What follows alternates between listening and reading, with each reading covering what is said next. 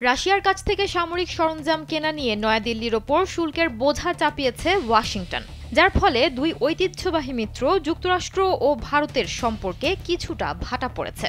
এমনকি গেল মাসেই প্রেসিডেন্ট ডোনাল্ড ট্রাম্প রাশিয়ার দুটি সবচেয়ে বড় তেল কোম্পানির ওপর নিষেধাজ্ঞা আরোপ করেছেন। রাশিয়ার লৌহমানব ভ্লাদিমির পুতিন এই হুমকি পাত্তা না দিয়ে উল্টো মন্তব্য করেন, রাশিয়া কখনো যুক্তরাষ্ট্রের চাপে মাথা নত করবে না।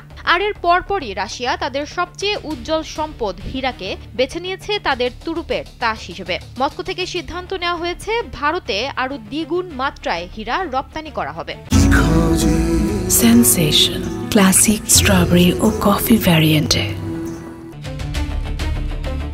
রাশিয়ার সরকারি বার্তা সংস্থা রিয়া নভস্তির প্রতিবেদন অনুযায়ী 2025 সালের আগস্টে ভারত $3,13,00,000 হীরা আমদানি করেছে রাশিয়া থেকে। এর আগের বছর অর্থাৎ 2024 সালের আগস্টে এর পরিমাণ ছিল মাত্র $1,34,00,000।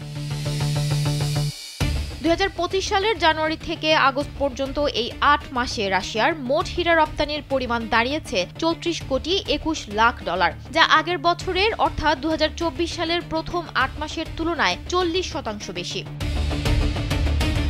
যদিও রপ্তানির পরিমাণ দ্বিগুণ করা হয়েছে, তবুও রাশিয়া এখনও ভারতের শীর্ষ হীরা সরবরাহকারী দেশের স্থান দখল করতে পারেনি। 2025 সালের জানুয়ারি থেকে আগস্ট পর্যন্ত ভারতের সবচেয়ে বড় হীরা সরবরাহকারী দেশ ছিল সংযুক্ত আরব আমিরাত। আমিরাতের পর এই তালিকায় আছে যথাক্রমে হংকং এবং যুক্তরাষ্ট্র। এই বিপুল পরিমাণ হীরা রপ্তানির পেছনে রয়েছে একটি কৌশলগত কারণ। খনি থেকে উত্তোলিত হীরা থাকে পলিশবিহীন। এই পলিশবিহীন হীরার বৃহত্তম রপ্তানিকারক দেশ হল রাশিয়া। অন্যদিকে হীরা কর্তন বা পলিশিং শিল্পে বিশ্বের শীর্ষস্থানে রয়েছে ভারত। গুজরাটের পশ্চিমাঞ্চলে প্রতি বছর হাজার হাজার কোটি ডলারের হীরা পলিশ করা হয়। বিশেষজ্ঞদের মতে রাশিয়া তার পলিশবিহীন হীরা ভারতে পাঠিয়ে এই পলিশিং শিল্পকে ব্যবহার করে পশ্চিমা নিষেধাজ্ঞা এড়িয়ে বৈশ্বিক বাজারে তাদের সম্পদ সম্প্রসারিত করতে চাইছে।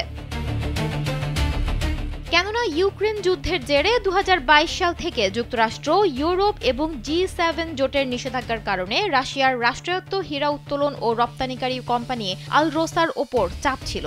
সংকটে ছিল রাশিয়ার হীরা রপ্তানি খাত। চলতি বছর আগস্টে যুক্তরাষ্ট্র সেই নিষেধাজ্ঞা আংশিকভাবে শিথিল করায় রাশিয়া এই সুযোগকে কাজে লাগিয়ে ভারতের সাথে নিজেদের অর্থনৈতিক সম্পর্ককে আরও উচ্চতায় নিয়ে যেতে চাইছে। সুমনা মোস্তফা, কালবেলা।